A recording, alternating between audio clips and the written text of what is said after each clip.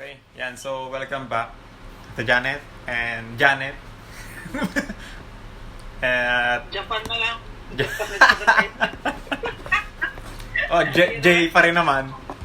Janet and Japan. Ayan. So, good morning sa inyo pong dalawa. Ayan. So, ayan. Thank you sa pagbalik at sa continuous na or sa consistency na inyo pong binibigay para po sa Bible Study Group online.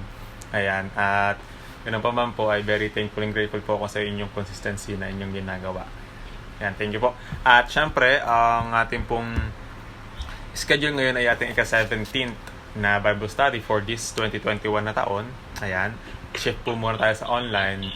At hindi man nakakantun yung iba, kahit online ay baka meron silang talagang rational reasons or kinakailangan asikasuhin or gawin. Ayan. Kaya yung iba nagme-medical, yung iba ay namimili pa. Ayan, hahabol na lang daw yung iba. Okay. So ngayon po ay ating pong konting announcement and pasama po sa ating mga prayers. Ayan. Ang COVID-19 number 1. Ayan, sa buong mundo. Ayan, sa Pilipinas natin, sa ating mga bansa ngayon, sa Japan, Taiwan, Pilipinas, iba't ibang lugar.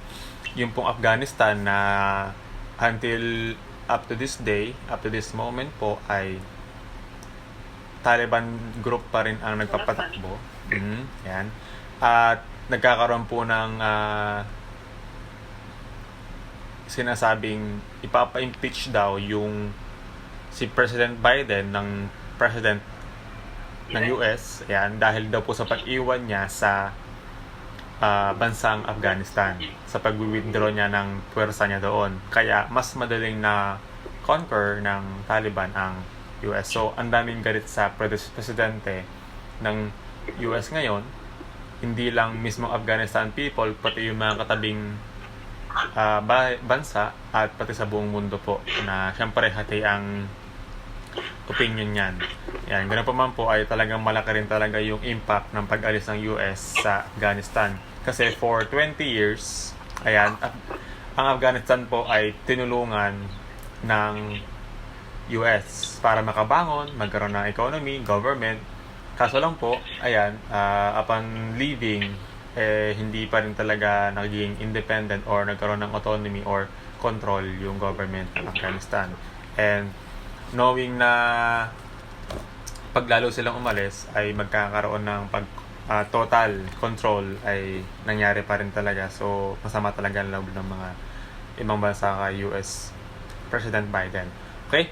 At ipag-pray po natin si Japan, kilala mo si Ika, 'di ba? Si Jessica. Opo, may. Yes, 'di ba? Pakalungkot. Oo, nakakabigla. Ayan, ipanalangin po natin yung kanyang anak na naiwanan, asawa niya, pamilya niya, yan, for the loss. Baby ko naman ang anak niya. Baby pa, ayan. Nakakalungkot man pero it does happen. Hindi naman natin higit na naiintindihan kung ano yung kalagayan nila doon. Hindi ko alam kung anong detalye, hindi natin alam kung ano naging cause talaga of death. All we can do is pray for the family na naiwanan. Okay? At Janet, na abutan niyo po ba yon si Jessica? Si Ika? Parang hindi naabutan mo si Janet? Oo, sa baba kasi sila. First floor sila noon? Kasi sila nila, close nila yun eh. So, Sheila, nagdala nila yun. Second floor, na kasi ako dati. Inabot niyo pa. Narinig ko daw. Ayun. Kasi di ba po, dahil panggabi kayo, di ba? Ngito kayo ng pang-umaga, sila mga pang-umaga talaga rin. Parang ganyan. Okay? At, syempre po, yun, pasama po sa prayer si Kuya Mike. Ayan, Kuya Michael, si Sulit. Yan, yung ating Hawi dito, former Hawi. Nagko-COVID po si Kuya Mike. Pero kayo na pong madaling araw, nag-chat sa akin. Sabi niya, okay na yung COVID niya. So, thankfully, thank God that na naka-recover siya. Bakit nagka-COVID si Kuya Mike? Nagka-COVID siya. At Saan siya ngayon? nasa Quezon Province. Ayun. Ang kanilang kasing family business ngayon is parang karinderya. for deliveries, for orders, at pwesto. Ayun. So, syempre, random people, nasa highway pa sila, nakapwesto. So, we don't know kung sino ang makakasalamuha or nakasalamuha. And at the same time, kaya naging malala daw yung kay Kuya Mike kasi nagkaroon pa ng pneumonia at the same time.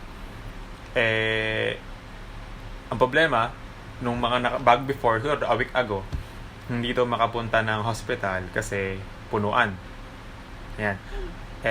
Thankfully naman, niresetahan ng doktor, bili ng oxygen, dextrose, gamot, medication, pahinga, isolation with Ate Janet na asawa niya. Ayan.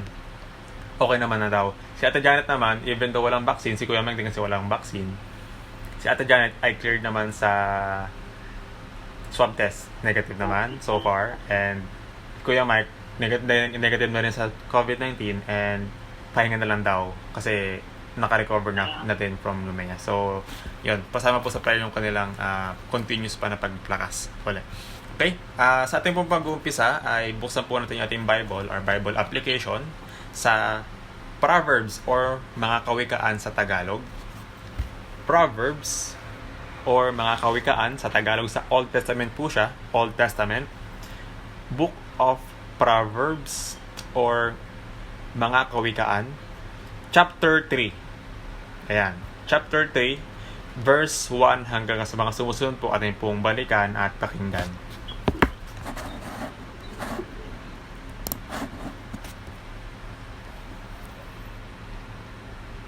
Ulit ako, Josh. Ayun, Proverbs chapter 3.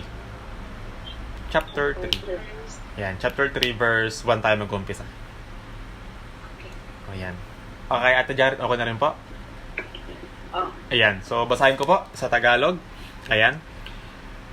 Verse 1. Anak ko, huwag mong kalimutan ang aking kautusan, kundi ingatan ng iyong puso ang aking mga utos. Sapagkat karamihan ng mga araw at mga taon ng buhay at kapayapaan ay madadagdag sa iyo. Huwag kang pabayaan ng kaawaan at katotohanan. Itali mo sa palibot ng iyong leeg. Ikintal mo sa iyong puso. Verse 4. Sa gayoy makakasumpong ka ng lingap at mabuting kaunawaan sa paningin ng Diyos at ng tao. Tumiwala ka sa Panginoon ng buong puso mo at huwag kang manalig sa iyong sariling kaunawaan. Verse 6. Kilalanin mo siya sa lahat ng iyong mga lakad at kaniyang ituturo sa ang iyong mga landas. Huwag kang magpakapantas sa iyong sariling mga mata. Matakot ka sa Panginoon at humiwalay ka sa kasamaan. Verse 8. Magiging kagalingan sa iyong pusod at utak at iyong mga buto. Verse 9. Parangalin mo ang Panginoon ng iyong tinatangkilik at ng mga unang bunga ng lahat mong ani. Verse 10. Sa gayoy mapupuno ang iyong mga kamalig ng sagana at ang iyong mga lilisan ay aapawan ng bagong alak. Verse 11. Anak ko, huwag mong hamakin ang parusa ng Panginoon, ni mayamot man sa kaniyang saway. Verse 12. Sapagkat sinasaway ng Panginoon ang kaniyang iniibig, gaya ng ama sa anak na kaniyang kinaluluguran. Last verse, verse 13. Kapalad ang tao na nakakasumpong ng karunungan at ang tao na nagtatamo ng kaunawaan. Magkaroon po tayo ng sandaling opening prayer. Let's bow our heads and pray.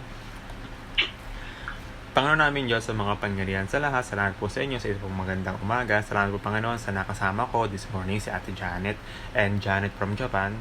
Ayan, salamat po at sa aming pong tatlong pagtitipon ay alam po namin na you will be in between or in center of us na nawa po Panginoon. Dalangin po namin na kayo po yung magturo sa amin, kayo po yung magsalita sa amin, kayo po yung magkaroon sa amin ng pangunguna sa amin pong i-discuss, sa amin pong pag-uusapan, sa amin pong i-open na topic.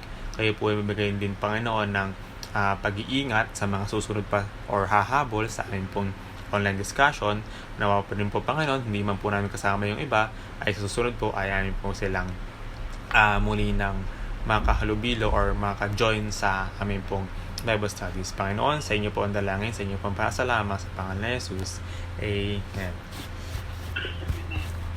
Okay, so konting babalik-aral. Ayan, nung nakaraang pong session, nandito naman po tayong lahat, anak? Wala po kayo. Ayan. So review for Ate Janet and kay Japan. Ayan, blessing or blessings po yung ating topic nung nakaraan. So, hindi ko po sure kung na-send ko sa inyo yung YouTube link nung ating pong recording nung last time para mabalikan natin ulit or ma-review.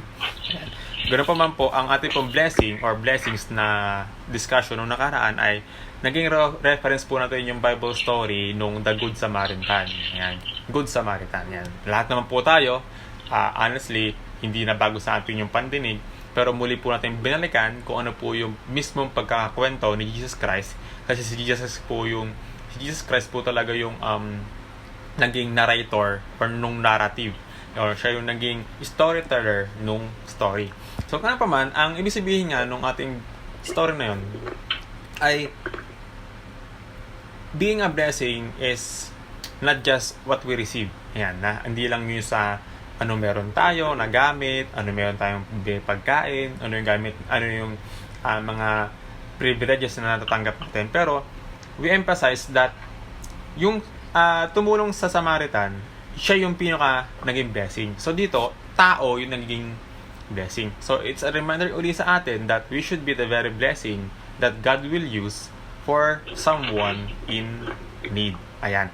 Kaya nga po, isa po magandang reminder or turo sa atin na how can we be a blessing in our time ngayon. Ngayon, given na talaga sa ating mga pamilya, tayo tutulong.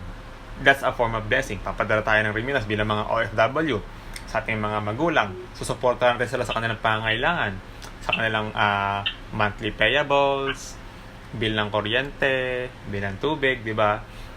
Susupport tayo sa kanila, pag-upa sa mga renta. Ayan. Lahat tayo ay nagtatrabaho para sa mga pamilya, sa mga may asawa, sa mga may anak. Ayan, natural na yun. Pero paano pagka ibang tao? Ayan, still, can you be still Christian or can you still be a blessing kapag random people na yung nasa harapan or pagkakataon? Ayan, so yun po yung istorya natin na be a blessing to others, especially sa random people or sa hindi mo kilala or unknown people na pwede mong makasalamuha. Ayan. So, diretso po tayo. Okay? So, madali lang po itong ating mabilisan to or madali lang yung ating lesson ngayon. Ayan. At title po nito ay is about unknown goal.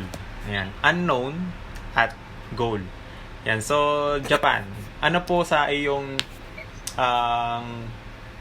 meaning pag sinabing goal? Pag goal kasi, kumbaga, may ini-aim ka. Parang gano'n lang din. Parang may goal ka. Parang mayroon kang gustong mangyari. Ganitong gusto kong mangyari. Ganyan. Ayan, so aim. Ayan, yun yung parang naging word natin. Aim. Ayan, what you're aiming for is your goal as well. Ayan, kay Ate Janet po, ano po kaya yung unknown? What is unknown? Pag kasi di ba pag anonymous photos, sila nagpapakilala. Hindi mo alam. Parang gano'n. Hindi mo alam. Kasi di ba ngayon sa Plain, blanco lang. blank. Parang not known. Secret. Parang gano'n. Secret. Ayan, secret. Ayan, tama. Unknown, secret. Ayan. Parang pwede ding unexpected. Yan. Unexpected. Yan, mga Kasi synonymous. Ayan. So, sabi natin kay ate ay secret. Ayan. Or anonymous. Ayan. Or sabi nga natin, not known. Ayan. Okay. So, ngayon po, unknown goal. Or goal unknown. Ayan. Ngayon po, ano po yung naging tanong sa inyo? sa mga pinaka naging tanong sa atin tayo mga bata pa, tayo maliliit pa. Anong gusto mong maging paglaki mo? Yan, di ba? Laging yan ang tanong sa atin nung tayo ay elementary, nung tayo ay bulilits pa. Ayan.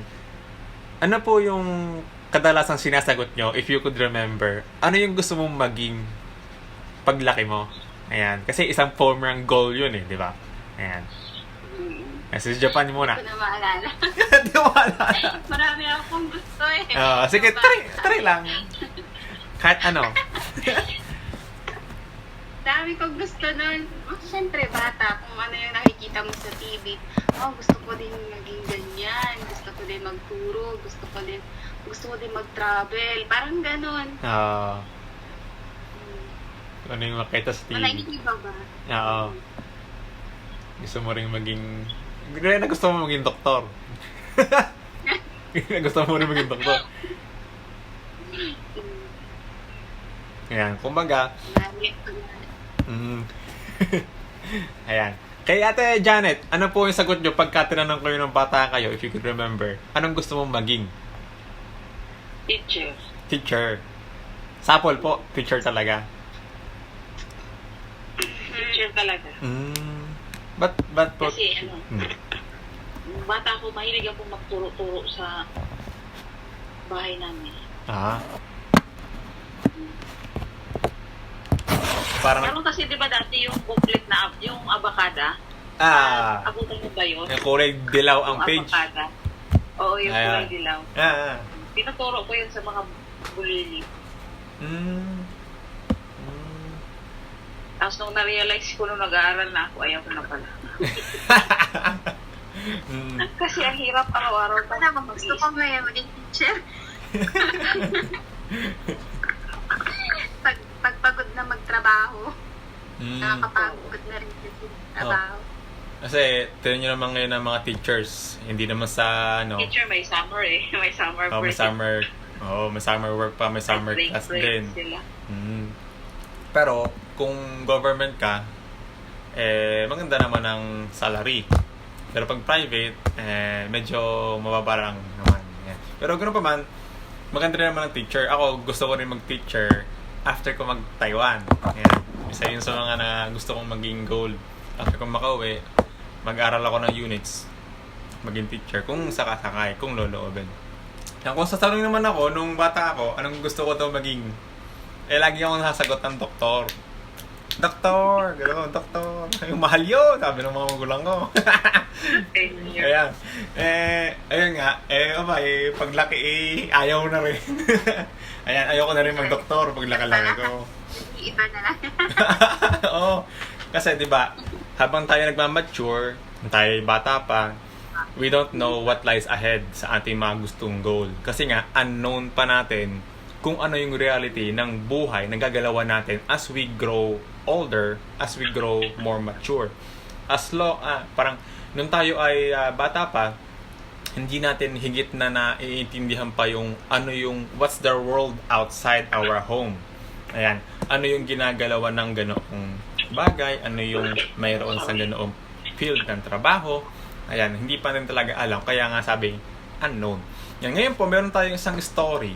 Yan, na merong isang unknown goal or unknown process or something merong pinagagawa sa kanya na unknown pero may goal. Ayan. Ngayon, balikan po natin, kilala mo natin si Abraham. Ayan, si Abraham. Ayan. So, ako na lang po magbabasa kasi 9 verses lang ito. Ayan. So, ngayon po, kung gusto nyo pong buksan or pakinggan, ayan, sa Genesis chapter 12 po tayo magkakaroon ng Bible story reference. Genesis chapter 12, pinakaunang book po ng Bible, ayan, sa pinakauna. Ayan. Tanda ko, Janet, nung tinuro ko sa'yo to, Japan. yung pinaka first book ng Bible. Yeah. Ayan. So, Genesis chapter 12, ayan, verse 1 po tayo mag-uumpisa. Verse 1 to 9 lang po tayo. So, basahin ko na po sa verse 1. Ate Janet, okay na po sa inyo? Hindi na. Ayan. Janet, Japan, okay na? Oo. Ayan. So, verse 12, chapter 12, verse 1. Ito po yung sinasabi sa storya. Okay. Ang title po ng story ay Ang Tawag kay Abraham, or sa English, yan, The Call of Abraham. Yan. Kung mapapansin nyo po, ba't Abram? Kasi po, yung word na Abraham, yan, kunting, parang tips, ayan. Yung pong Abraham na pangalan, yun po ang ibinigay na pangalan ng Diyos kay Abraham. Kay Abraham. Pero ang totoo pong pangalan ni Abraham ay Abram. Abram lang. Yan. Ang Diyos lang ang nagbigay sa kanya ng pangalan niya na Abraham. Yan. Ganoon din po yung asawa niya. Yan. Si Sarah. Hindi talaga Sarah ang pangalan ni Sarah. Kasi ang pangalan talaga niya ay Sarai. Ayan. Okay? So, verse 1 po, ating pong basahin na. Okay? Sinabi nga ng Panginoon kay Abram, umalis ka sa iyong lupain at sa iyong mga kamag-anak at sa bahay ng iyong ama na ikaw ay pasalupaing ituturo ko sa iyo.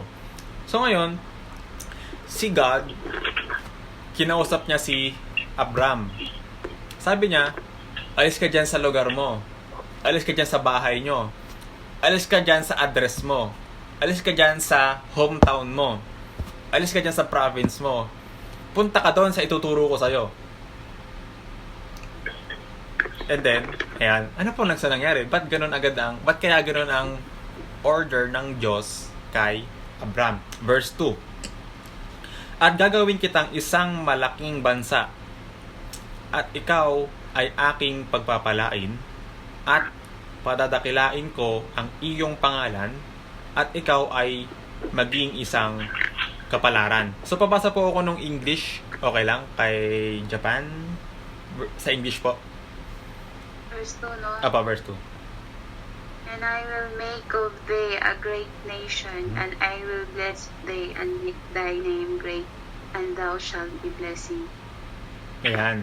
So, yung sinabing kapalaran, yung pala ang deeper or Tagalog nun, blessing. Ayan.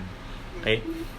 Blessing. Okay? So, kapalaran or palad, yan, mapalad or blessing sa English. Okay? So, sabi, ba't ako aalis sa address ko? Yung pala ang reason. Gagawa ako sa'yo ng isang nation. So, gagawa ako sa'yo ng isang bansa. Wait, parang, God, parang mangyayari yun? Ako, magiging isang malaking bansa? Yan, how is that possible? Okay, so verse 3.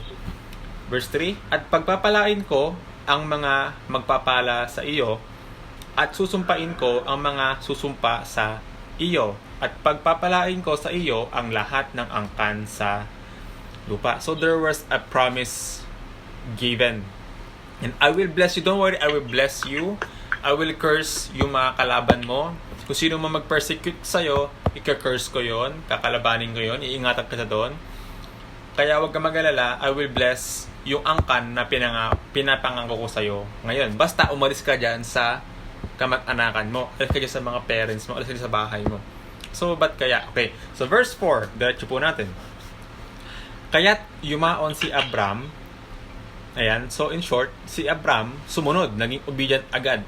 Yumaon. Umalis. Ayan. Ayon sa sinalita sa kanya ng Panginoon, at si Lot ay sumama sa kanya, at si Abram ay may 75 taon nang umalis sa Haran. So, sino yung Lot?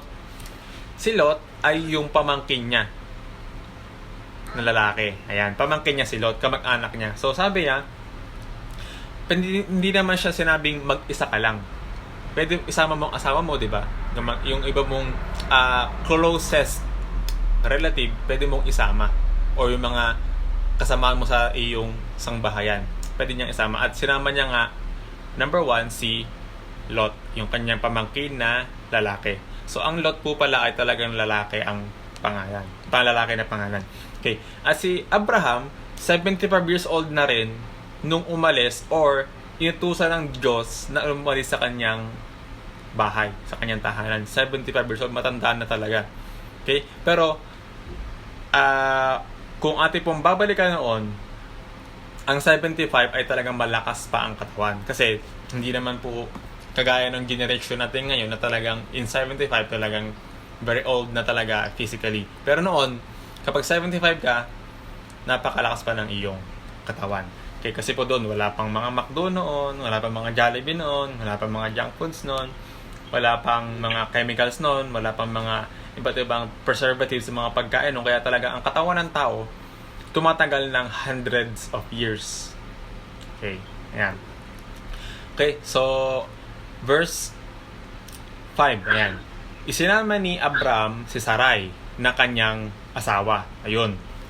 At si Lot na anak ng kaniyang kapatid. Ayun. So pamangkin pala ni Abram si Lot sa kanyang kapatid. Okay? Anak ng kapatid niya sumama. At ang lahat ng pag-aaring kanilang natipon, yan, so dala nila yung kanilang mga ari-arian or sinasabi natin livestock, yung mga hayupan, tupa, baka, ayan. At kanilang tinipon at ang mga taong kanilang nakuha sa Haran. Ayan. At nagsialis upang pasalupain ng Kanaan at dumating sa lupain ng Kanaan. So doon pala sila pinapupunta ng Diyos sa lupain ng Kanaan. Yun. So alam natin tong Kanaan na to, ito yung the promised land ni God kay Abraham o kay Abraham.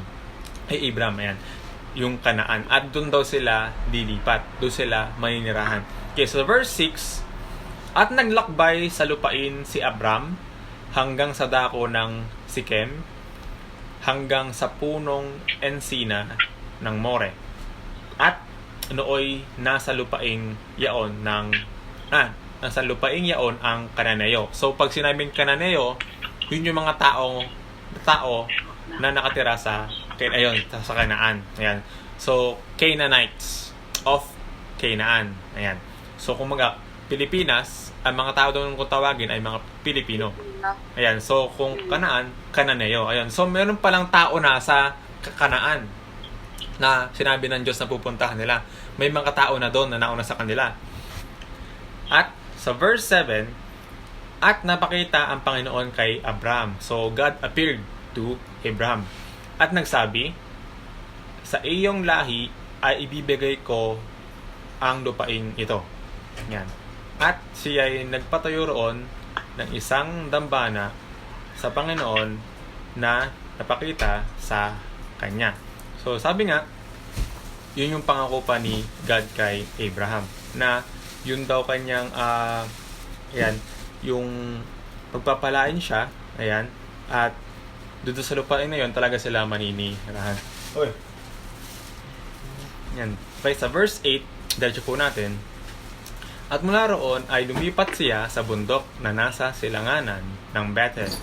At doon siya itinayo ang kaniyang tolda. Ayan, pag sinabing tolda, diba, sa English ay tent. Ayan, diba dati wala naman talagang bahay talaga ng bato pa. Talagang ang setup ng talaga dati for faster setup ng tahanan is tent or habong, parang nakaganyan lang.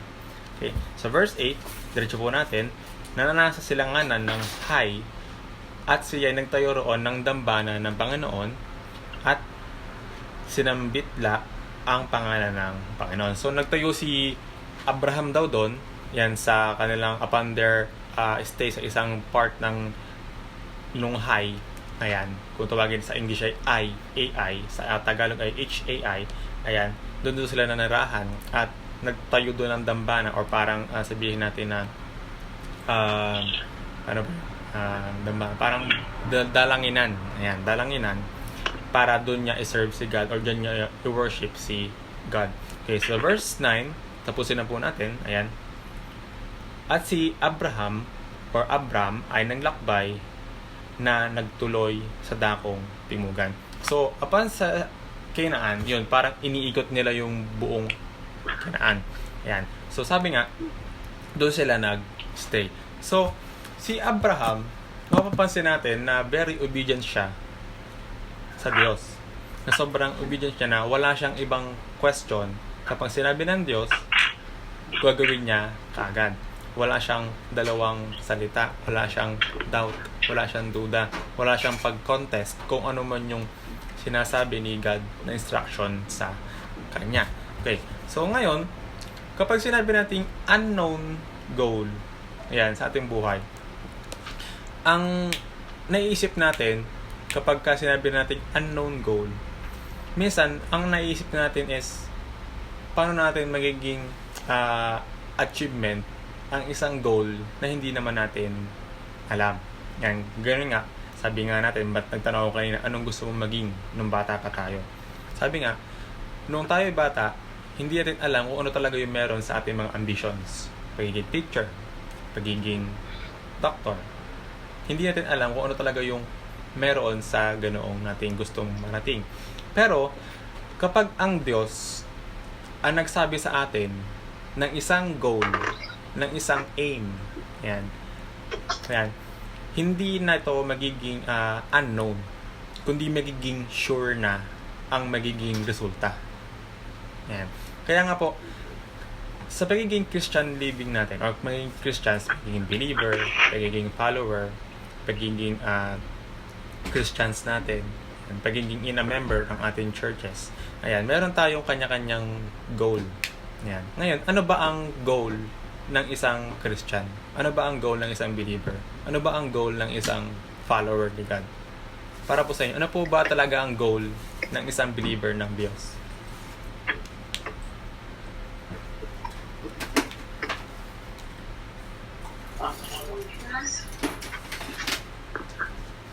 Yan. Kaya tajarit muna. Anything po. Sa tingin niyo po, ano po ang pinaka-goal ng isang Christian, ng isang believer ng Diyos, ng isang follower ng Diyos? Ano po talaga yung goal ng isang mananampalataya ng Diyos?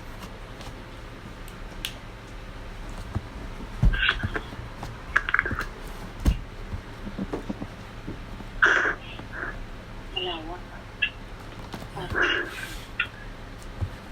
Pero mahirap ano? Ano kaya nga talaga ang goal natin? Yan. Ano ba talaga ang goal natin? Pero mahirap. Pero ang masasabi ko lang,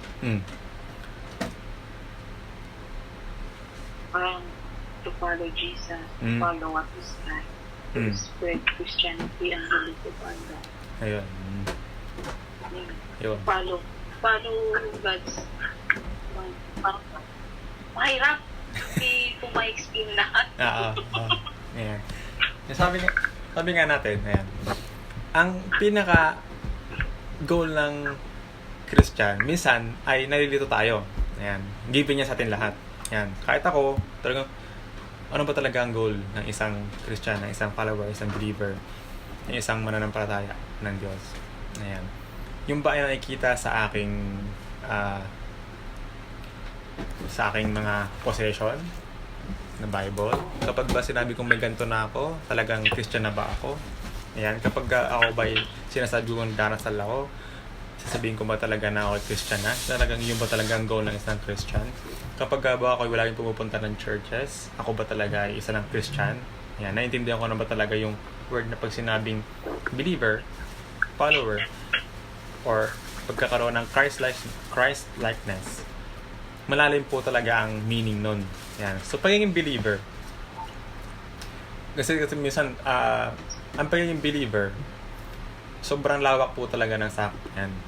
Ayan. Sobrang lawak ng sakop ng word na believer. Same as the word ng follower. Lalo na po yung pagiging instruction niya sa atin, Christ-likeness. Ayan. So, yung tatlo po yun. Yun. So, you are a believer, you are a follower, and you want to be a Christ-like person. Yan. So, yun po talaga yung goal ng isang Christian. You must know the very meaning ng word na believer, word na follower, word na Christ-like.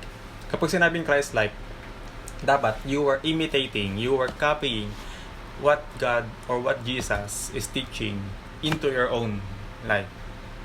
Ayan. Kapag sinabing ikaw ay Christ-like, or sinasabing process ay Christ-likeness, ayan, you were putting God's character into your own being. Yun. Kung anong ginagawa niya, yun din gagawin mo. Kasi yun yung process ng Christ-likeness. At kapag nagawa mo yun, yung dalawang nauna, you're a believer and a follower, it comes along. Ayan. So ngayon po, yun po yung ating unknown goal minsan. Ayan. Talagang sabi nga, unknown. Ayan. Nalito-lito tayo. Ano po talaga yung responsibility, ano po talaga yung duty ng isang believer ng Diyos? Ano po talaga yung duty ng isang Christian? Ano po talaga yung meron sa Christianity? Ano bang meron na itinuturo talaga sa akin sa church? Ano ba yung gusto sa ating iparating na message ng Diyos? Na, Pag believer ka, sapat na ba yung alam mo yung word ni Lord? Alam mo yung tama at mali? Sapat na ba yun? O kailangan mong kumbaga, hindi ko ma-explain. Oo, share, ganun. Share para Sapat kay na ba yung ayan. sapat na ba yun?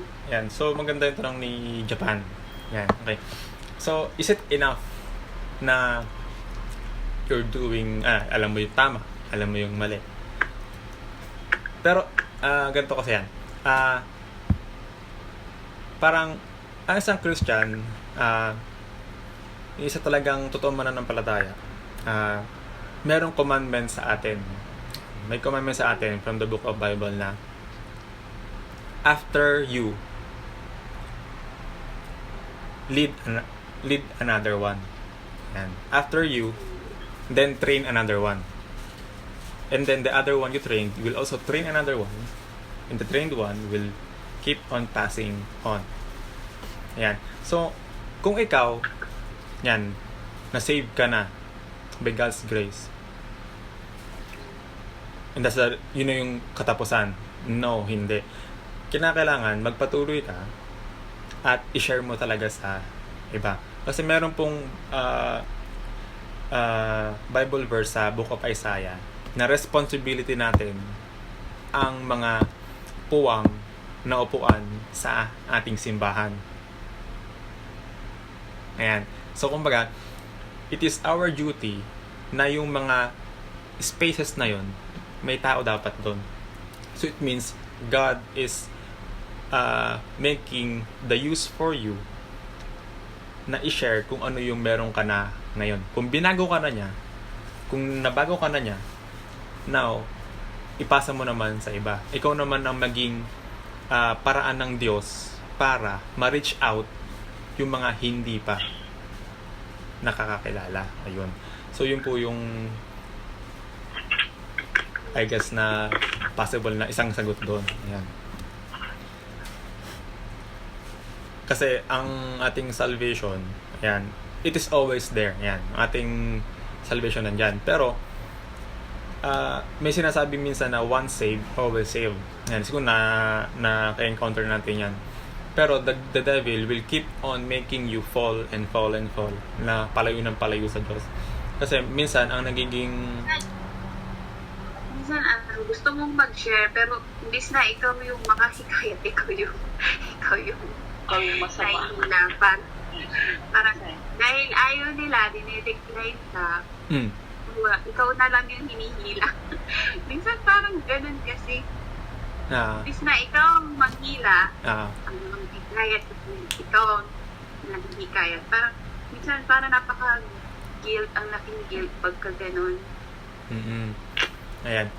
Ngayon, sa Christian living natin ngayon, ayan, sa pananampalataya natin kasi, napakarami ang reject sa'yo about God kumpara sa mag-a-approve or a-agree sa'yo.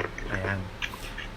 Ngayon, mas marami talaga ang nagde-decline sa offer mo or sa pag-aalok mo rather than sa nagbibigay ng time para sa Diyos. Yan. Ngayon po, sad reality yan. Ngayon po, nakasulat po talaga sa Bible natin yan na talagang may mga tao talaga in our time ngayon and to the future and to the next na mas gugustuhin ng tao na hindi i-entertain ang pangalan ng Diyos. Ayan. Na ayaw nilang makiisa. Ayaw nilang makijoin. Ayan. Pero minsan nga lang, kapag at times of crisis to their life, yun nga lang, sa kanila naaalala na, oops, nga pala, there's God. Yan.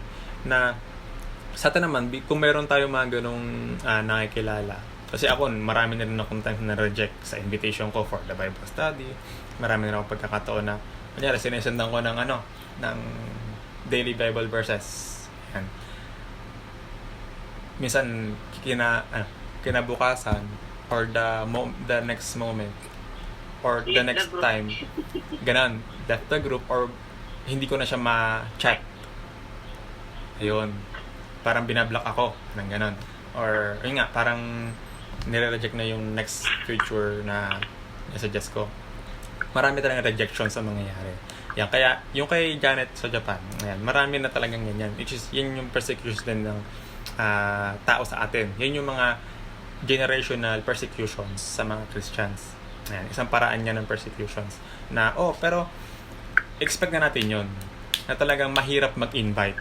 Honestly, mahirap mag-invite. Ayan. At mahirap makakita ng invites na magkakaroon na lang consistency. Mahirap silang makita, pero meron pa rin naman. Kaya, it's up to us kung talagang give up ka na rin sa mga taong yun. Kasi sabi ng Diyos, hindi natin sila pwedeng i-give up. You should keep on trying. Don't close your heart. Don't close your doors for them. Kasi, it could be not their time of calling. Di ba, sabi nga rin dito, The Call of Abraham. Sa Tagalog yung title nung binasa natin, Tawag kay Abraham. So, lahat ng tao merong time ng calling ng Diyos.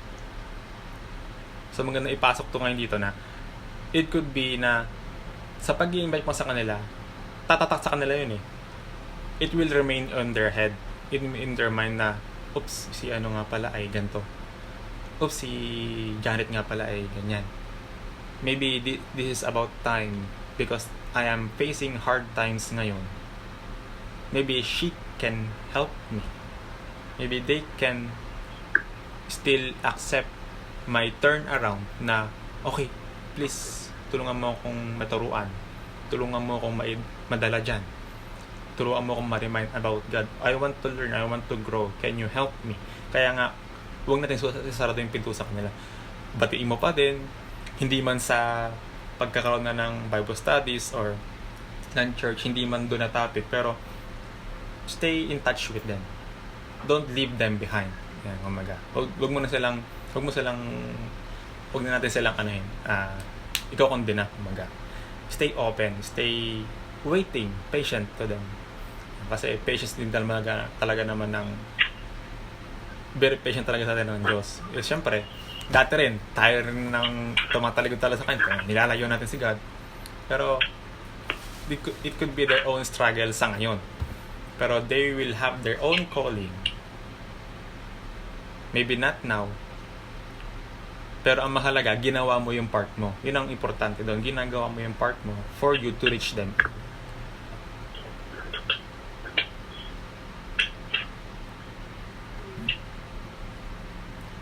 Next question. May ni-invite ka ba dyan, Janet? Japan? Hindi. Dati pa naman kasi, wala. Niyayaya ko lang silang, sabi ko maghanap tayo kahit na anong church dito or wala, iniyayaya ko sila na maghanap ba. Kahit man lang sa isang buwan lang, maka-attend kami ng kasi, wala ako na lang mag-isang maghahanap kasi wala akong mahanap. Hindi, Catholic nga nang nahanap ko. Pero kahit saan naman okay lang naman sa akin. Mahal din naman ni Lord yun. Ang mahalaga kasi is yung heart of worship na tinatawag na even though I am not a member or legit member of this church or congregation, kasi gusto ko makapakinig ng salita ng Diyos eh. Wala nang problema doon. Yan. Wala nang problema kung hindi ka hindi mo kinalakihan yung tradition nila, yung culture ng church na yon, ng denomination na yon. Ang mahalaga, yung sermon doon o yung sinasabing homily, yung message dito po sa Ate Janet na yung tawag na pag-Catholic na homily. Yan, homily or message. Yun ang mahalaga. Yan, kung meron ka mang hindi kinasanayan, okay lang yun. Yun yung way of respect natin sa kanila. Even hindi naman, kasi kahit ako pumunta ako sa church ng Catholic. Kahit dito, sa Taiwan, di ba? Nasama-sama ko. Okay. Mm. Kasi kahit ako, na-attend ako kasi gusto ko kasi nandun yung pasensya na, alam mong, iba yung presence ng loob ng lugar na yon, ng church na yun. Parang si Casey. Si Casey Josh, napunta yun sa home. Na di ba? Ayun. Nasa gilid medyo. Kahit hindi nakain ng mga pork, mga ano yun. Kasama yun. Nakinig lang. Ako din, napunta din ako ng Catholic kahit man di ako nakain ng mga ano, na parang wala, ano kasi, parang hahanapin mo yung ano, ganong things. Tama yun. Walang problema doon. Ayan. Kasi, ang Bible naman, merong verses sa Book of Acts or mga gawa sa New Testament na tinuro ng mga apostles ni Jesus Christ that walang isang church na maliligtas. Walang ganun. Ayan. Kasi, honestly, may mga nagtuturo na sila lang doon yung church na maliligtas. Other than them, or outside their church, you will be all condemned to hell. Ayan. So, it's not biblical. It's not a Bible-based teaching. So, it's gonna be a very misleading information. Ay, wait lang. Teka lang. Naman yung Kasi even nung panahon ni Jesus Christ, wala yung mga established church na nagtuturo ngayon na sila yon ang maliligtas. There's no name way back from the Bible for the first year ng Christianity nung established. Walang ganong pangalan ng kahit na anong church. Wala. Yeah. Ah. Grupo lang, ang alam mo kasi parang grupo lang dati, di ba? Ako. Simbahan ng malaki. Dito yung mga mahihirap. Dito magsisimba ang mga pare. Dito yung pag ganun lang yun. Wala yung walang kayo dito, kayo dyan. Lahat lang sama-sama. Sa reality, sabi nga natin, is about 138,000 ang mga established churches na ngayon sa buong mundo, ha? Or religions. minsan alam mo, Josh, minsan masakit nga ng katotohanan na minsan yung iba nagtatayo ng sarili nilang church, hindi dahil sa sa faith nila. Minsan ginagawa ng business. Ano mo yun? Ano yun? Maraming ganun sa sa US. Maraming ganun. Money matters sa kanila. Hindi, even din naman sa yun yung naging root ng group nila or ng church po nila. Nakakalungkot. Tama yun, totoo yun. It does exist. Kaya hindi church ang magliligtas sa'yo, kundi yung pananampalataya. Yan. Faith, not the church, not the people around. Nandun po talaga sa pananampalataya mo sa Diyos yung makakapagpaligtas sa iyo, sa atin. Ayan. For that matter, ipag-pray din natin yung mga ganoong practices po or mga groups na nawa ay maitama. Ayan. Kasi yung leaders nun, syempre, yung mga members din nun, matuturuan ng ganoong bagay na hindi naman nababase sa Bible. Ayan. Although, naman yung mga, pero yung mga founder kasi yun ang, pero yung mga, naman sa church, mga nagtutuon namang follower yung mga yun. Hindi naman nila alam kung ano yung mga founder nila, kung bakit nila tinayo yan. Pinangalanan yung ganyang religion, di ba? Ito yun, na may revisions na nangyayari. Kasi ang isang name ng church, meron yung sariling doktrina or creed. Ayan, or doctrine. Parang meron yung sariling independent or autonomous laws or rules ng kanilang. Ano yung kaibahan namin sa inyo? Which yun lang nangyayari. Ganto kami. Ganyan kayo. Ito yung ginagawa namin. Ito yung ginagawa nyo. Yan, doon kasi nagkakaiba-iba talaga. Ngayon, ang may portion na hindi naman mawawala syempre na nasa Diyos pa rin yung tinuturo nila. Pero may mga practices na honestly speaking, wala naman sa tinuturo ng Bible. Ayun. So, doon tayo nagkakaroon na ng divisions or pagkakaiba-iba. Ayan. Kasi may church na ginagawa to. May church na ginagawa yan. May church naman na ayaw gawin yan. Doon nagkakaiba. Kaya, sumanga na sumanga, dumami ang mga churches. Oo. Ayan. Meron silang gustong doktrina na isagawa sa kanilang sariling church na i-establish. So, yung mga ganon, sarili nilang hindi siya written sa Bible. Yung mga bawal-bawal, ganyan. Hindi binabasa sa ano. Ngayon, ang pinakamagandang Yung sagot iba dyan, naman pinukuha talaga nila, di ba? Yung iba naman is may nakasulat talaga. ngayon, may mga bawal talaga na gawin sa Old and New Testament. Kasi 'di ba, sabi nga Old and New Testament. Merong Old at merong New. Ngayon, so pag sinabing Old, yun yung panahon pa ni na Moises, na haring David, ngayon. Pero pag New, kay Jesus Christ na. Ngayon, ano ang pinagkaiba ng Old and New Testament? So, Testament, pag sinabi mo yung Testament, parang covenant, kasunduan. Ayan. Dating kasunduan at may bagong kasunduan. Yun yung Old and New Testament. So, yung Old Testament, dun yung mga napakaraming batas. Yeah, sabi nga natin, ilan ang batas, ilan ang law sa Old Testament? It's 1,023 laws. Sa New Testament, 613 lang. Yun na yung panahon ni Jesus Christ. Sabi nga, kapag nasa Old Testament ka, mas marami kang susundin. Kasi kung numerical, nasa 1,000. Pero pag nasa New Testament, 613 lang. Pero marami pa rin. Pero, may pinagkaiba na sa lumang kasunduan sa bagong kasunduan.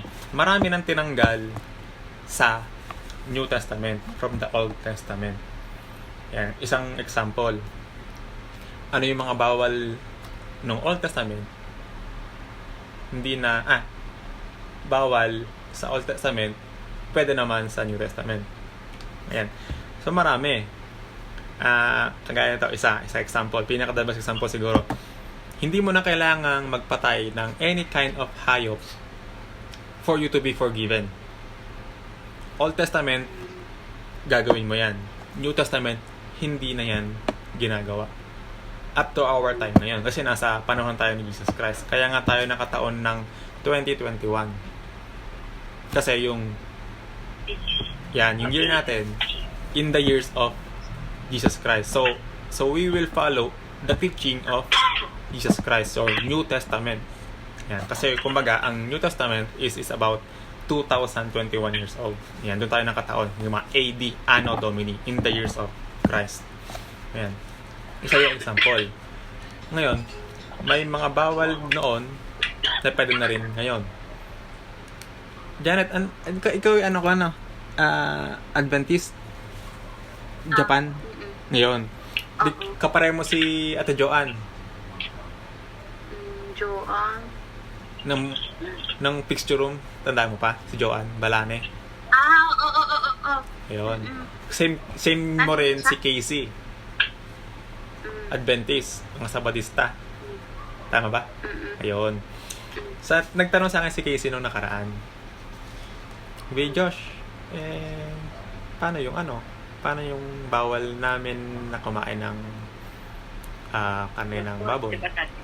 Ayan. Bawal kumain ng bawal kumain ng walang kaliskis. Diba? Bawal kayo nun. Diba bawal? Yung kamay na. Oo, tsaka yung kasi yung kuko nung hayop, pag may baak, ayan, bawal kainin. Ayan. So, nakasulat ko yun nakasulat niya sa Leviticus. Oo. Nakasulat niya sa Leviticus. Ayan. Sabi sa akin ni Casey, Josh, paano yun? Kasi open topic kami dito nung saan, hindi mo kainamod kung nandito ko. Ayun. Pero, napag-usapan namin yan. Sabi, oo nga naman. Ba't ganon? But sa amin, pwede. Sa inyo, hindi pwede. Ngayon, saan Hindi, ito, ang clue ha. Ito yung honest answer ko ha. Tayo ay nabubuhay sa New Testament, number 1. Not in the Old Testament. Yan, paano ko masabi? Sige, back up pa natin. Yan, back up pa natin. Open naman ako sa ganyan. Oo. Open ako. Mm. Siyempre, yun na yung kinaanuhan ba namin, ayaw pa naman. Diba? Kaya, Ayan. alam ko naman yun. Kaso, siyempre, yan na yung hindi pa ako pinapanganak, yun na yung diba? Oo, ng family, ganyan, tradition, culture, at turo sa bahay natin. Ayan. So sabi ko, Casey, ito kasi yung ating reference na pinaka straight to the point. Sabi ko, sa 1 Timothy, chapter 4, verse 4. Ayan. So sabi natin dito, 1 Timothy, unang kay Timoteo, chapter 4, verse 4. Ayan. Sapagkat ang 1 bawat... Timothy, chapter 4, verse 4. 4. 1 Timothy 4:4. Ayan. Ayan. Sapagkat ang bawat nilalang ng Diyos ay mabuti at walang anumang nararapat na itakwil kung tinatanggap na may pagpapasalamat. Ayan. Ayan. Sapagkat pinakababanal, verse 5 to ha, sapagkat pinakababanal sa pamamagitan ng salita ng Diyos at ng pananalangin. Ayun. Sabi ko nga dito, lahat ng nilalang. Ayan. It includes every creatures. Ayan. Yun po yung emphasize dito na sabi ka. So, ibig sabihin, itong verse na to, ito yung nag-testament sa luma na kautusan na okay na. Opo. Wala na, okay na yung old na Opo. okay. Kasi yung isang chapter, shortcut ko na lang, sa Acts naman yun yung supporting verse. Kasi, sabi doon, merong mga kautusan ng mga pagkasaserdote sa panahon ni Moises. Di ba panahon ni Moses po yan? Ayan. Panahon ni Moses yan, iniutos. Ayan. May mga kautusan ng mga saserdote sa panahon ni Moises na kailangan ng baguhin sa panahon ni Kristo. Ayan. Sa panahon ni Jesus Christ. Binago na yun. And ito yung turo ng apostle sa atin that about food. Yan, wala kasing reject sa ginawa ng Diyos. Kasi di ba nga, sa creation pa lang, sinabi ng Diyos, at nagkahapon at nagkagabi, at sinabi ng Diyos, mabuti. 6 days sinabi ng Diyos yon, 6 days. 6 na araw. So sabi, wala talagang itatakwil sa lahat ng nilalang ng Diyos. So, sa lahat ng araw ng creation na ginawa ng Diyos, lahat ng sabi ng Diyos at nakita niyang mabuti, maganda, maayos. Ayun. Kaya, ngayon, sige, ba't naman nag-utos? Ba't naman kasi nag-utos ng ganun sa Old Testament? Ayan, ba't may ganun? Tapos, sa New Testament, babaguhin. Sasabi ng, okay, sige, parang nagka-contradict yata Diyos siya. Parang sabi di ba sabi mo, sa 6 days na Hindi siya nag-contradict pa. Parang tinatama ba? Yan, parang yan, i-correct natin. Kasi yung iba, baka hanapan tayo ng question. Ba't gano'n? Sinabi mo, mabuti, in 6 days. Tapos, sa Leviticus, kung sinabi ng Diyos, mabuti, ba't ipinagbawal kainin sa Leviticus? Tapos sa New Testament, binago, pwede na pala. Yan. So ganito po talaga yung ganito po talaga yung realidad na nangyari sa Leviticus. Ba't sinabi yon ng Diyos sa mga Israelites na bawal yung kainin yan. Yan. So ngayon po, yung sa aklat ng Leviticus, sila po ay nasa wilderness. Sige, pabila naman tayo, nasa parang sila. Yun yung panahon na sila yung nakalabas ng Egypt, di ba? Genesis, Exodo, di ba? Meaning na Exodo is to exit. Yun na yung paglabas nila sa Egypt. Ang kasunod na book na is Leviticus. Yan, Leviticus. Yan. Yung book ng Leviticus, yan na yung laws na ibinigay sa angkan ng Israel habang sila ay nasa wilderness. Ayan. yun na yung bawal nyong gawin at pwede nyong gawin habang nasa wilderness lang kayo. Ayun. So, meron lamang specific na upon your stay sa wilderness na do's and don'ts. Meron din namang batas or meron ding laws sa mga Israelita na hanggang sa angkan lang ng Israel. So, we are not in the bloodline of Israelites. Ayan. Merong batas na pang-Israelite lang. Pang-Israelites lang. Pero tayo sabi nga, mga Gentiles tayo. Nasa labas tayo ng angkan ng Israel. Hindi tayo kasama sa bloodline.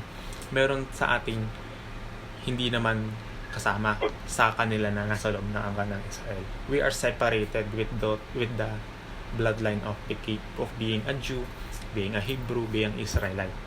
Ayun, merong rules na para sa Israelita, meron ding rules na para sa ating mga nasa labas ng angkan noong Israel. Yun.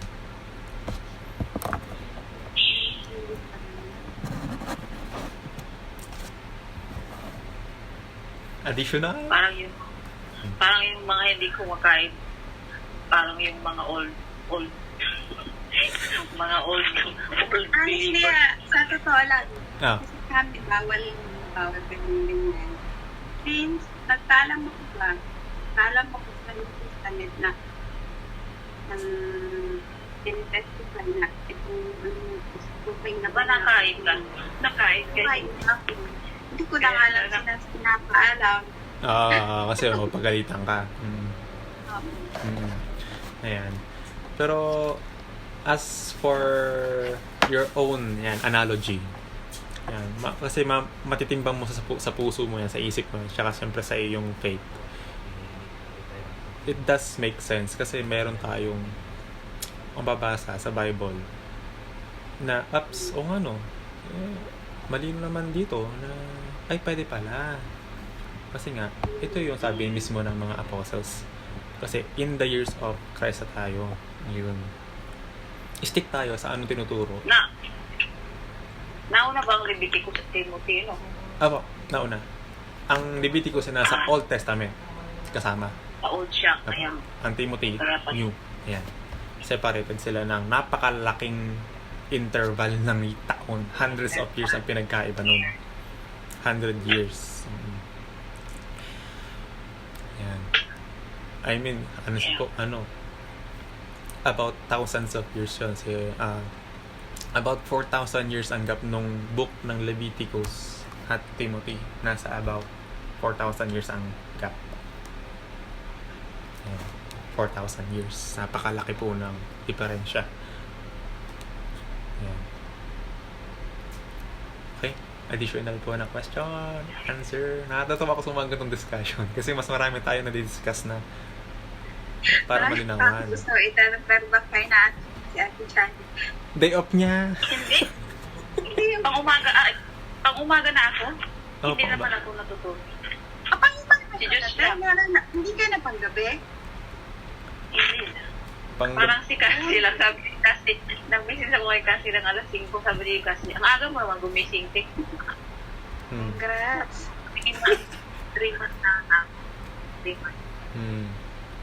Ayun. Kaya nga sabi ko nga po sa atin, kung meron kayong gustong tanongin or linawin, ayan, hanggat kaya kong masagot upon may little knowledge, ayun, i-raise natin.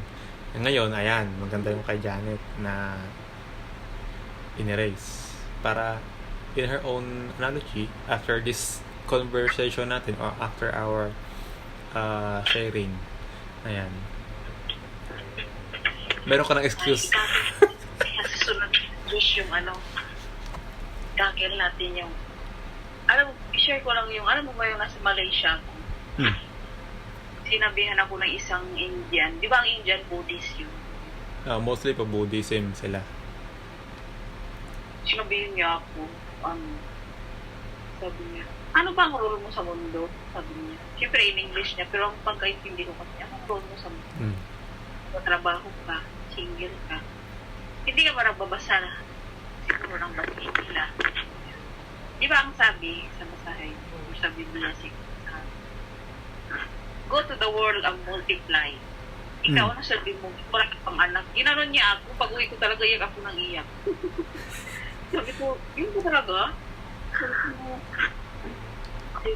yung pangsilin. Type ka lang noon. Kaya sabi niya, bakit hindi daw ako mag-anak? O hindi daw ako. Mm.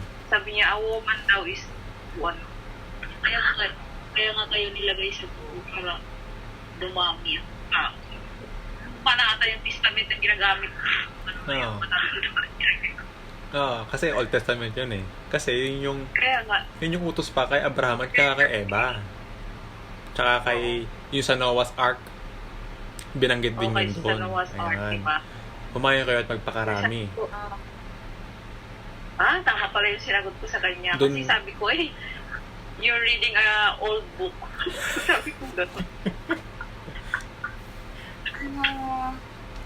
Yung mga nasa testament, yung mga religion ba na kunwari yan na yung kinagisnan nilang utos na kailangan diretsyo nilang sundin at talagang ipasa, isalin pa sa kanilang mga ano.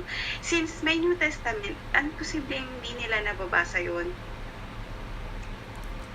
Kasi ngayon, yan, parang yan. Bakit hindi nila sa sarili nila hindi i-correct, ituro yung panibagong, may ganito, may bagong utos ng New Testament. Oo. No, nawawonder ako doon. Ngayon sa Israel, ayan. Kung tayo pupunta ngayon ng Israel, alam nyo, walang Christianity doon. Nababanggit natin yan sa, di ba, yan, ni Ate Janet, alam niya yan, na kapag pupunta ka ng Israel ngayon, di ba, the Holy Land, Jerusalem, ayan. Ang mga nakatira doon, syempre, mga Israelites, mga Hudyo, yan. Hanggang ngayon, meron pang existing doon. Pero yung kanilang pananampalataya, yung kanilang mga tradition, naka-base lahat sa Old Testament. Sad reality. Hindi nila ine-entertain yung New Testament. Bakit? Kasi they don't see Jesus Christ as their own Savior. They look of who as their Savior? Si Moises. Yan. Si Moises, yung tinitingnan nila na salvation nila. Kasi hindi ang sabi nila, hindi naman yan ang nagligtas sa amin eh. Ang nagligtas sa amin si Moises. Kaya ang susunod namin is yung laws ng Old Testament, yung laws ni Moises, 10 Commandments. Pero honestly, no one can ever perfect the law of Moises. Ito. Kapag nakabase ka sa Old Testament, you will never enter heaven. Never. Kasi isang beses mo lang suwayin yun, wala ka ng forgiveness, honestly. Yan. Kaya nga, there was a New Testament kasi they can never save themselves. Kasi si Jesus Christ lang ang pwedeng makagawa nun na you will be saved forever with Christ. Kasi ang Old Testament ay napakahirap sundin. Ito, kanyari, Janet, ito ha. Janet Japan na yan. Ano ang parusa kapag hindi ka nakasimba ng Sabado? Di ba, Adventist Sabadista? Ano ang parusa kapag... Pag di nakapagsabat, wala naman akong naririnig. Ayun. Wala ka naririnig na Wala naman. consequence. Alam mo, Janet, ang Bible punishment kapag hindi ka naka-attend ng Sabbath day nyo, you will be stoned to death. Ayan. Ngayon, yun ay biblical punishment. Ayan. Na kapag hinamiss mo ang Sabbath, di ba sabi nga, total rest talaga yun, di ba? Total rest. Ayan, total rest talaga ang Sabbath, kaya sinabi niyo yun. 7 days to rest. Ayan. You cannot eat. You cannot even walk. You cannot start your car. You cannot go to your work. you cannot do anything Sabbath day. Hindi lang yung pagpunta sa church siya. Hindi lang yun. Kapag gumawa ka pa, hindi ka nag-ayuno,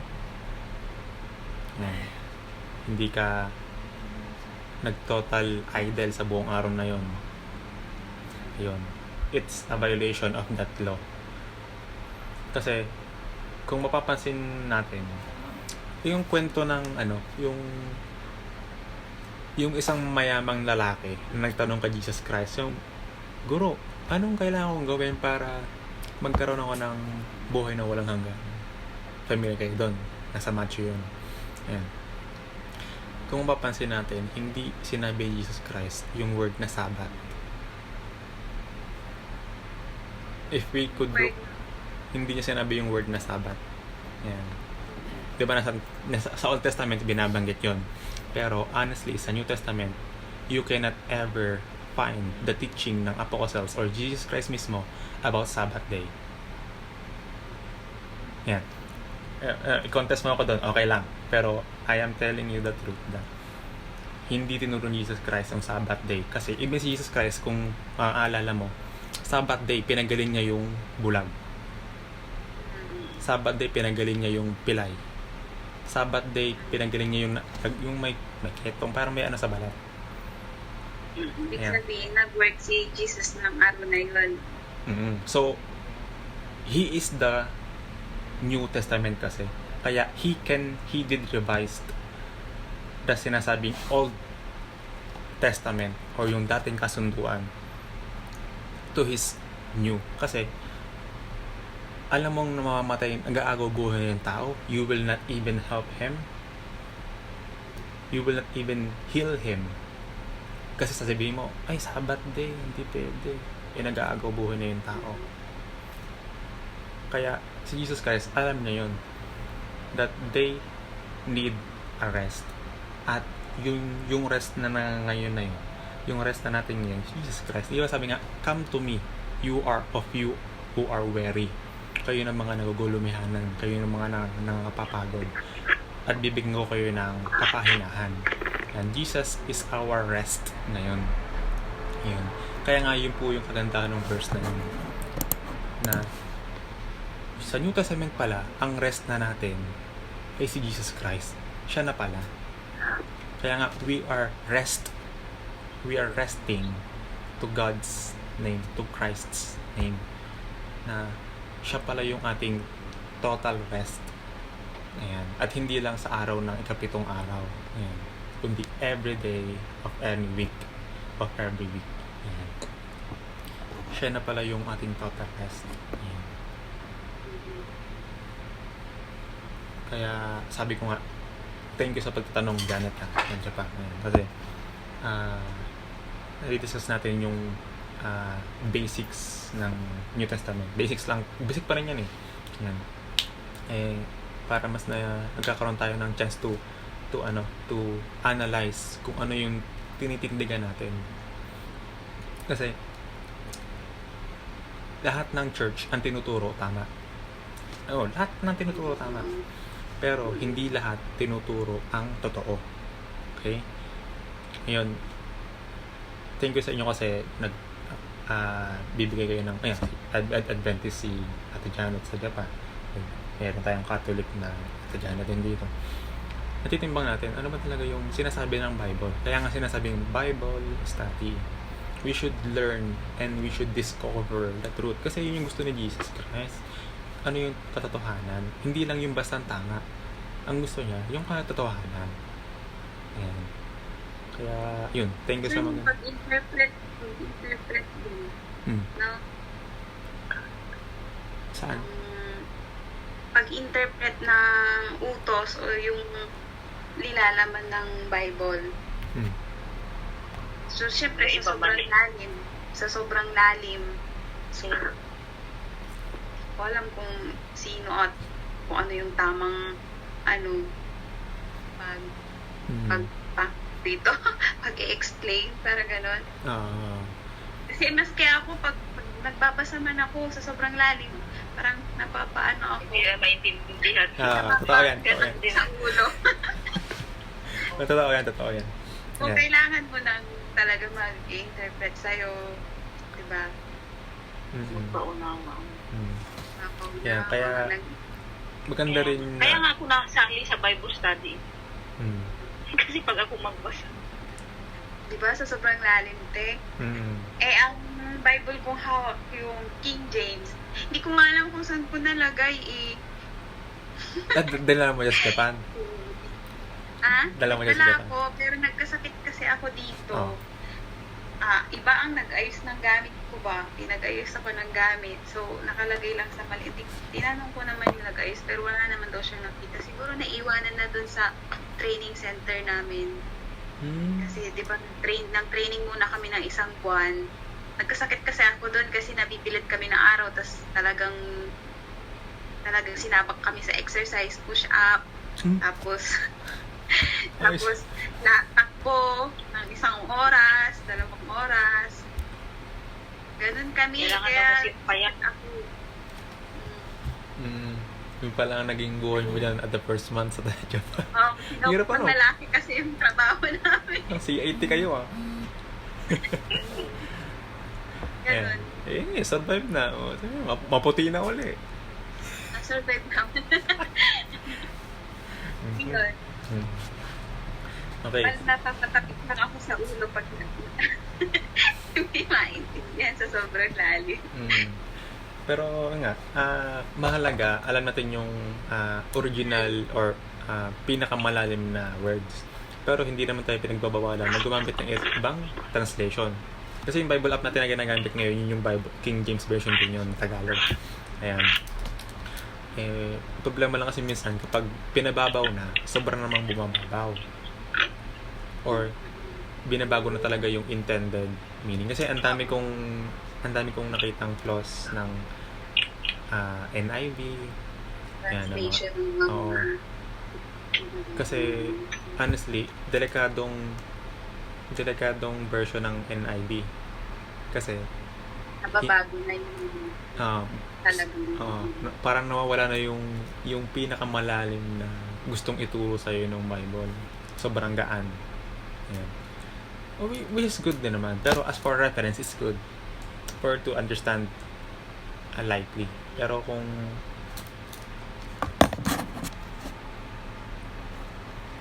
hello? Mhm.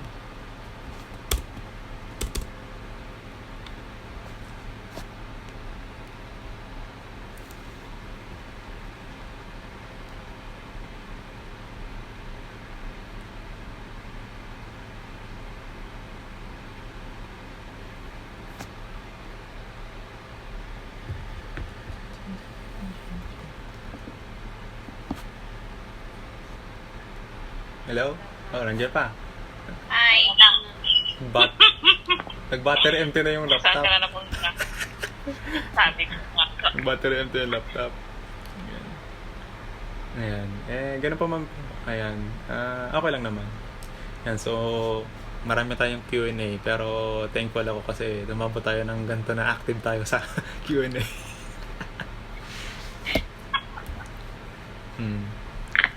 Ayan. Pero ganun pa man po. Siguro po it's time for us to close out our study ngayon. OT tayo pero natutuwa ako sa tatlo tayo pero intimate ang usapan. Ano po, tayo po magkaroon na ng closing. Ayan. So, para po magawa na natin yung ibang gagawin natin for this day. Ayan. Okay? So, tayo po sandaling tumungo, pumagit at manalangin. Panginoon namin Diyos, mga Panginoon sila, sa inyo po nagpapasalamat ko sa isa pong napagandang umaga na ibigay niyo po sa amin. Salamat Panginoon po sa pagtuturo nyo that unknown goal, yun po yung inyong dilis sa amin na nagkaroon po ng same situation si Abraham way back then na nag-trust po sa inyo na gawin din po kami Panginoon na nagdarasal na magkaroon kami ng total trust sa inyo. Yes po, sa aming mga Q&A nagkaroon po kami ng mga somehow ay unknown questions to be answered, and thank you po sa inyo dahil the goal is to the truth will set us free Panginoon sa amin po mga katanungan na ito about sa mysteries ng inyo pong aklat na Bible. Sa Panginoon, sa mga nag-join po si Janet na nasa Japan, si Ate Janet po na pasang po ko sa Taiwan. Hindi man po namin nakasama yung iba. Next time po, we are looking forward for your grace to make them be with us at magkaroon po ng intimate na Q&A and discussions about the truths na gusto niyo pong i-relay sa amin. Pagpalaan niyo po si Ate Janet sa kanyang trabaho dito sa Taiwan. Bigyan niyo po siya ng security ang kanyang family sa Pilipinas. Bigyan niyo po siya ng healthy living at healthy body continuously sa pagiging operator po dito po sa company namin. Ayan, bigyan niyo po siya ng guidance to have more and more faith with you that we may have our own goals. She has her own goals at tulungan niyo po siya, O Diyos. Hawakan niyo po siya, i-lead niyo po siya at gabayan niyo po siya whatever her prayer is. Alam niyo po ang desires of her heart, and I know that we know na tulungan niyo po siya at your own perfect timing. Same din po kay Janet na nasa Japan as our OFW rin po kaya namin. Salamat po sa kanya pong consistency and sa kanya pong questions to be raised and answered na inyo pong sinagot siya na nandiyan po yung verses natin, nandiyan po yung truths ninyo. Salamat po sa kanyang presensya na malaki pong tulong, na malagkayo man po kami physically online, we are being connected, na bibigay po siya ng oras para po magkaroon po ng hearing ng inyo pong truths about the Bible. Ingatan niyo po ang kanyang pamilya rin, kanyang pong kasamahan doon sa kanyang trabaho. Bigyan niyo po siya ng malinaw na kasagutan sa kanyang pong inaantay na to fulfill para sa kanyang pong work. Ayan, po ay tulungan niyo siya sa po ng kanyang mga kasamahan.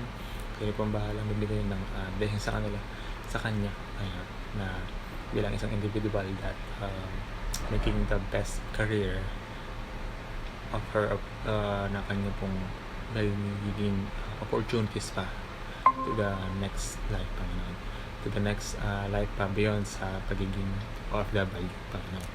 Kayo po ang bahala sa amin. We are praying for everyone. Ayan, kayo po ang bahala. In Jesus' name we pray. Amen.